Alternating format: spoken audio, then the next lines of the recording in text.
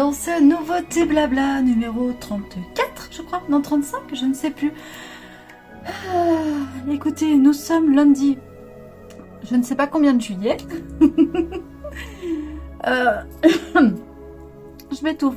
Je me présente, je m'appelle Myriam, je suis art thérapeute et vous êtes ici un peu dans mon domaine créatif, mes inspirations, mes fantaisies, mes fusils, mes folies. Dieu, j'ai la langue qui fourche déjà, alors je vous dis pas ce que ça va donner après. Bref, vous êtes dans tout ce qui me plaît, dans ma fantaisie, quoi. Voilà, on va pas en rajouter. Je suis art thérapeute, mais je fais aussi d'autres choses, je suis créatrice, etc. Je fais un petit peu d'aide à domicile aussi, je fais plein de choses. Voilà. Que vous dire? Alors, je porte mon petit haut, vous avez vu, pour ceux qui me connaissent, et vous l'avez déjà vu, c'est mon petit haut car je suis aussi dyslexique à part entière, donc comme il y a des C et des A et des O, Koaka, ou alors Kaoka, Kaoko, Koaka, je crois. Voilà celui-ci. Alors, honnêtement, toujours pareil, le coton de chez Action, qui la première fois qu'on le met peut paraître un peu rêche sur la peau, et plus vous le lavez, plus il devient doux, et franchement, je le lave, je l'ai déjà mis au moins, je vais pas vous mentir, je crois que je l'ai déjà lavé 5 ou 6 fois, voilà, et en machine, hein. Moi c'est le crash test, c'est la machine, et franchement, il ne bronche pas, il ne bouge pas, je suis ravie de ce coton. Il coûte 3,49 € les 150 grammes. Et ça, je le sais parce qu'on va en parler tout de suite. Je vais vous montrer. Je suis allée ce matin chez Action pour aller chercher une caisse en bois et, de la peinture pour mes étagères. Et je suis sortie avec la peinture pour les étagères, du coton pour tricoter. Et comment ça s'appelle? Ah, du produit pour laver. Vous savez le produit. Alors je sais pas ce que c'est. Ça marque Action. Il est rose. Le flacon, le pchit est transparent. Il est rose. Ils sont trop bons. Il a un parfum assez subtil, mais des graisses au top. Voilà. Donc j'ai pris ça et je vais ensuite chercher un parasol parce qu'il me fallait un parasol pour les marchés. Et je reviens. Je me dis, en cherchant un parasol, je me dis. Ah, mais j'ai pas pris la caisse en bois chez Action. Alors que là-bas, elle est vraiment que pour la caisse en bois. Hein. Je suis retournée. Heureusement, j'ai la chance. Je sais pas vous à quelle heure ça ouvre, mais nous, il y en a un qui ouvre à 8h30. Il y a personne. Donc, comme j'étais à l'ouverture, j'ai pu retourner. Il était 9h, 9h15. Ça allait, quoi. Mais ouf, hein, parce que là, le monde commençait à arriver. Je vous dis pas que... Voilà, quoi. Voilà. Bon, trêve de blabla. J'ai beaucoup blablaté, non? Bon... Je vous ai pas dit, mais installez-vous, prenez un petit café, un petit thé. Moi, je prends le café puisque je viens de manger. Je suis, une fois n'est pas coutume, il est 13h30, 14h. Donc, voilà. Ah oui, puis en plus, j'ai oublié de vous dire plein de trucs. Oh, en fait, je suis partie direct sur mon truc de bois, là, de caisse en bois, et j'ai oublié de vous dire.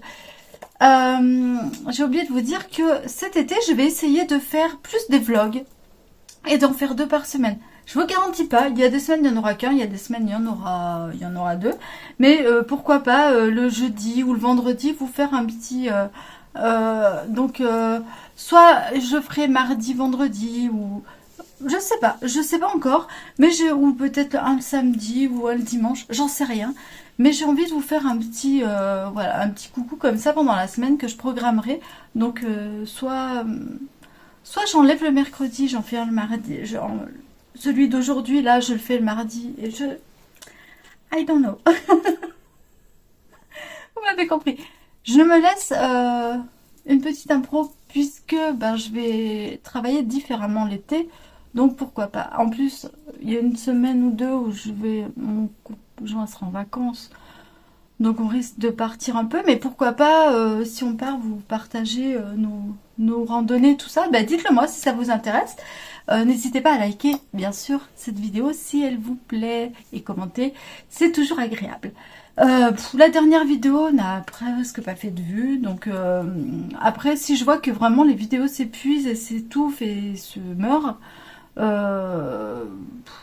je vais pas continuer juste pour avoir le plaisir de parler une caméra.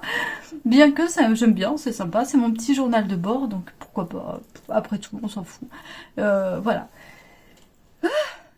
J'en étais où? On commence par quoi du coup? Je regarde là parce que... Allez, je commence par ce que j'ai acheté ce matin. Non, je vais commencer par le projet parce qu'en fait, ce coton-là, j'avais acheté deux balles de coton. Et je vais vous montrer quelque chose. Donc, j'ai la deuxième balle ici. Je vais vous montrer, je suis en train de faire le squelette top, je crois que ça s'appelle. Je vous mets la photo là. Je l'ai trouvé sur Ravelry, il est gratuit. Donc, allez, voilà, s'il vous plaît, allez-y. Mais moi, je ne l'ai pas fait en blanc. Je l'ai fait comme ceci. Regardez. Hop, voilà. J'ai décidé, en fait, de prendre donc cette balle de coton que j'ai trouvée chez Action, que j'ai mélangé à du coton safran de chez Drops Design. Et voilà ce que ça donne. Donc j'ai fait des rayures. Mes rayures, j'en ai fait... Bon, au départ, j'ai commencé avec le coton. Ensuite, j'ai fait 2 rayures Drops Safran.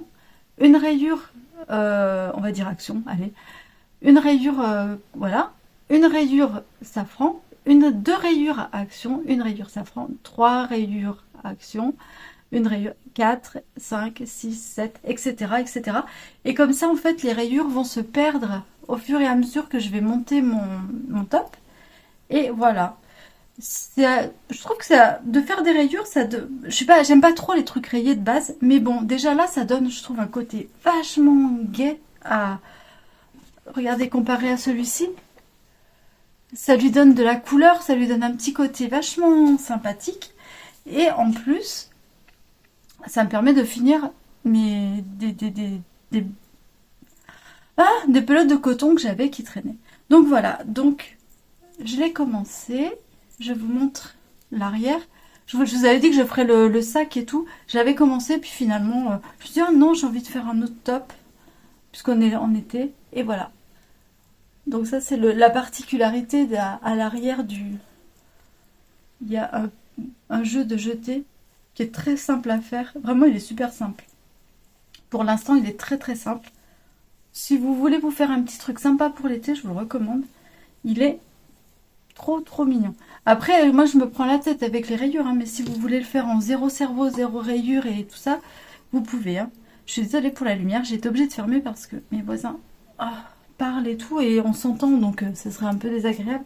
Si vous aviez un bruit de fond, voilà. Voilà, donc ce ballot, j'arrive chez Action et je vois dans un rayon ce ballot qu'on connaît quand vous avez une laine chez vous. Et je me dis, oh là là, ça veut dire qu'il y en a d'autres. Et là, je vois ceci. En fait, il y en avait des roses et très... Vous savez, une alternance rose et bleu, rose limite rouge et bleu, et ça me disait rien. Mais j'ai vu celui-ci. Et j'ai dit, oh mais il est beau, pâle comme ça, pastel et tout. Il irait bien, j'ai des petites choses comme ça pour faire un pull. Et puis après je me suis dit, oh, un pull tout comme ça va me gonfler. Je vais le prendre pour faire un châle. Comme il y a 150 mètres, je crois. Attendez. Hop, je me souviens plus. À chaque fois je vous le dis, mais à chaque fois j'oublie. Ah, où es-tu? Ah voilà. Il y a 150 grammes et il y a 450 mètres. Et 49% coton et 46% acrylique. Du coup, ah, il y a de l'acrylique quand même, je me rappelais plus. Mais bon, on sent bien le côté coton et fluide du coton, donc... qu'est-ce que je voulais vous dire? Oui. Et la taille d'aiguille est de 4. L'échantillon, c'est écrit tout petit. C'est 29... 21, non. C'est 21. 20, 21, je crois.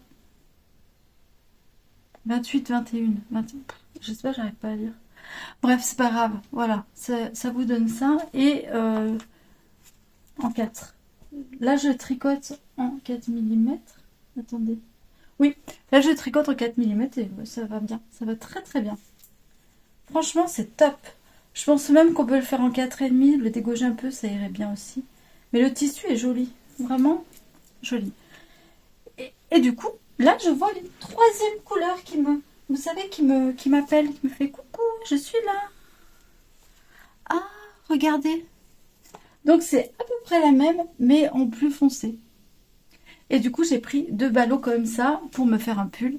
300 grammes, ça fait 900 mètres. Je pense que j'aurai assez.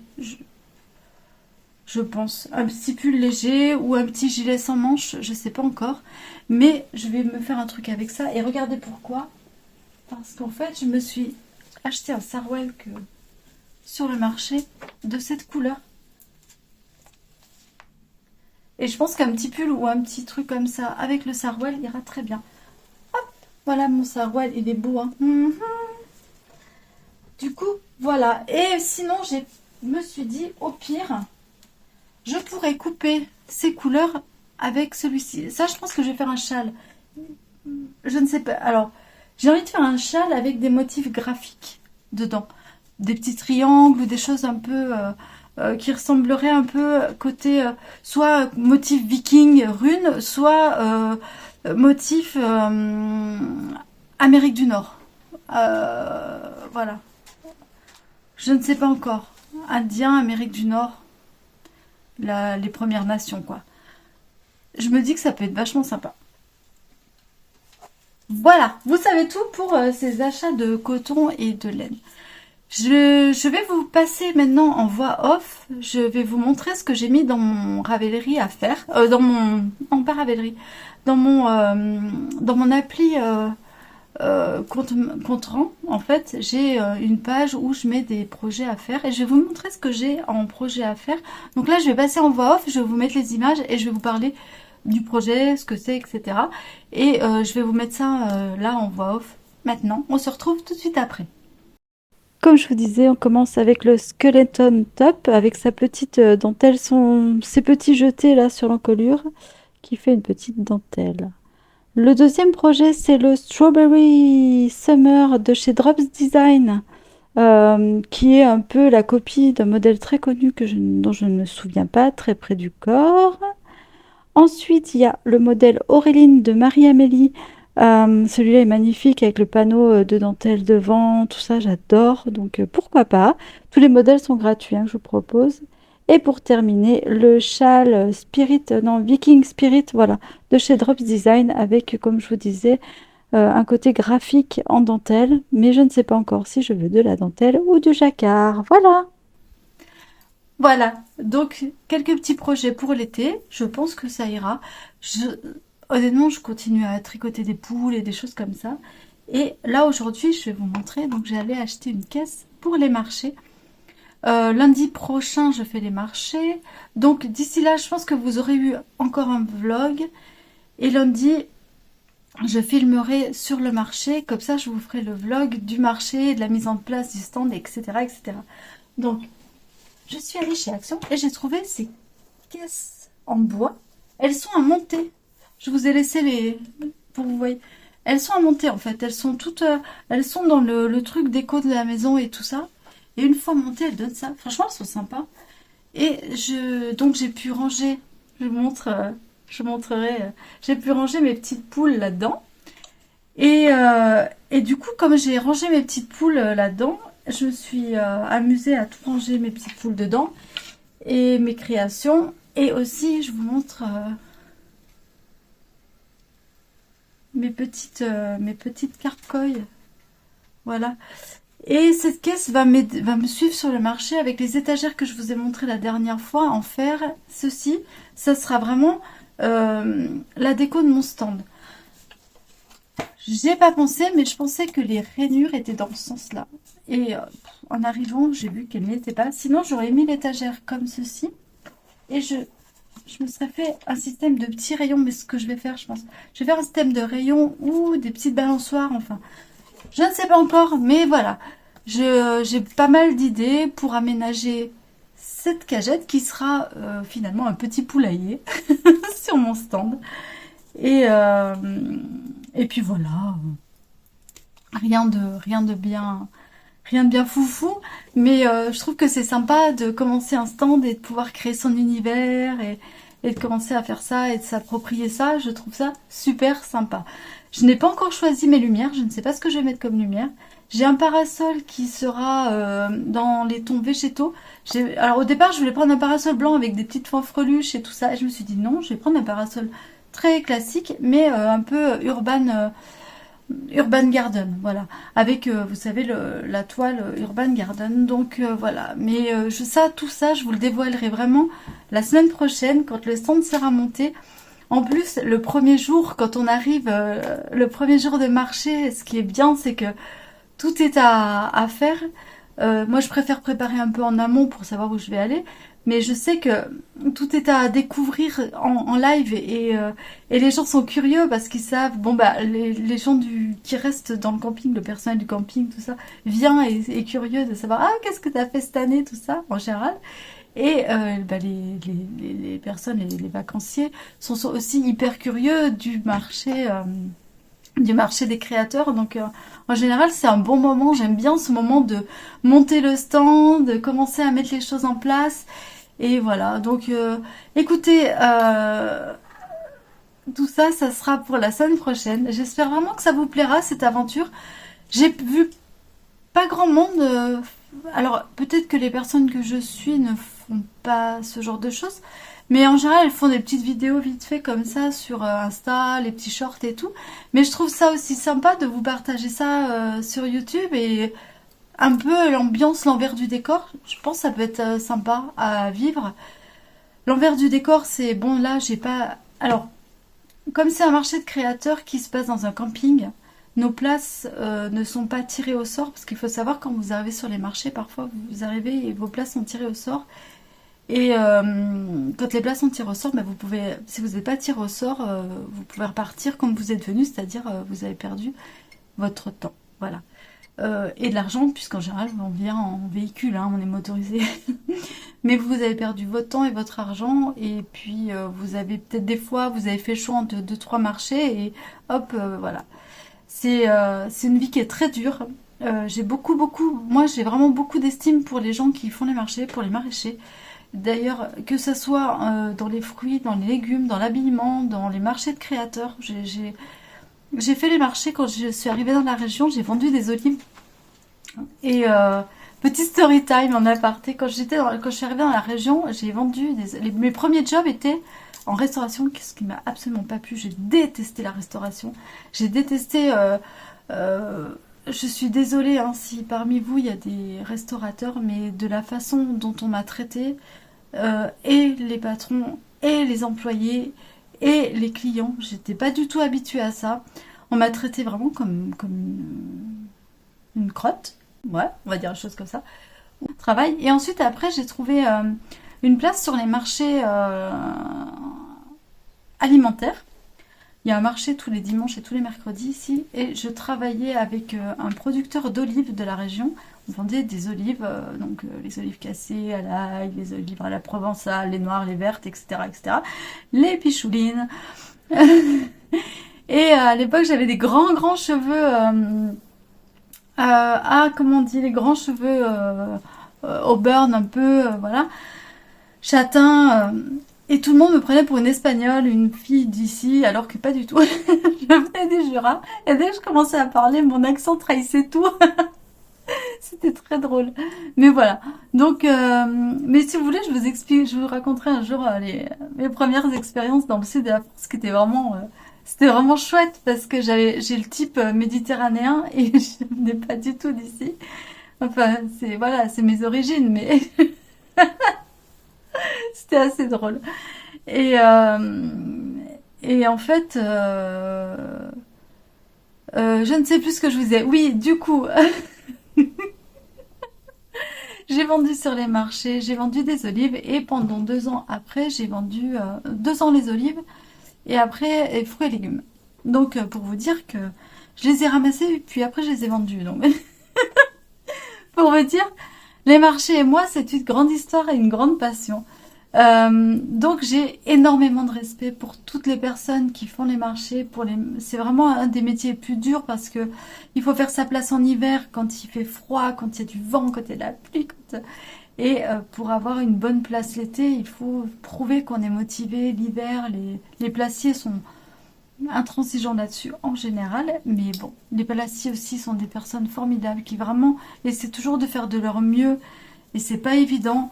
Je vous assure que c'est vraiment un monde à part, le monde des marchés. Et c'est un monde que j'aime beaucoup. Mais très très très très très dur quand on est comme ça.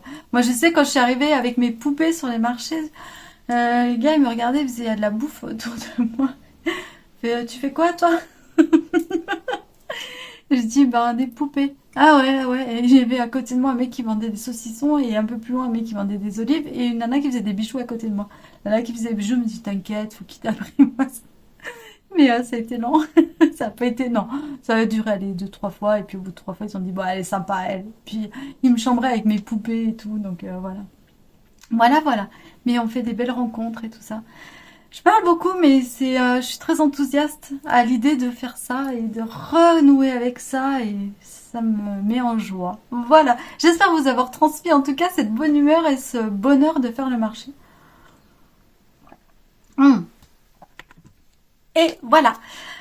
Bon, après, il y a bien sûr des mauvais côtés, on va dire, mais je trouve que l'ambiance entre nous efface vite ces mauvais côtés. Bon, il y a des cons partout, hein, mais ils sont tellement vite oubliés, effacés dans le truc. Voilà. Je sais que j'ai toujours, moi, je suis toujours contente de faire ça, quoi. Et je sais que dans la région, ici, j'étais la seule, il y a 6 ans maintenant, 6 ans, ouais, à faire les amigurumis. Quand les autres ont vu que ça fonctionnait, paf, paf, paf, ça a voilà, maintenant, et puis à prix cassé. Et c'est pour ça que j'arrête de faire des amigurumis. Là, je sais que les petites poules, les curieuses créatrices vont venir, et je vais en trouver partout, en tissu et en machin et en truc. Si ça fonctionne, je vais en trouver partout. Ça, c'est clair. Mais bon, c'est comme ça, c'est le jeu. Et puis l'année prochaine, je trouverai autre chose, quoi. Mais voilà, voilà, voilà. Bah écoutez, sur ce, moi je vous dis à très bientôt. Je ne sais pas quel jour, mais je vous dis à très bientôt dans une prochaine vidéo. Merci d'avoir regardé celle-ci. Portez-vous bien, prenez soin de vous, profitez de cet été qui arrive très très très très très très très timidement. Mais bon, écoutez, pour l'instant, on crève pas de chaud et ça, c'est pas plus mal. Je vous embrasse, je vous fais d'énormes bisous, des câlins, si vous le voulez bien. À bientôt dans de prochaines aventures. Ciao!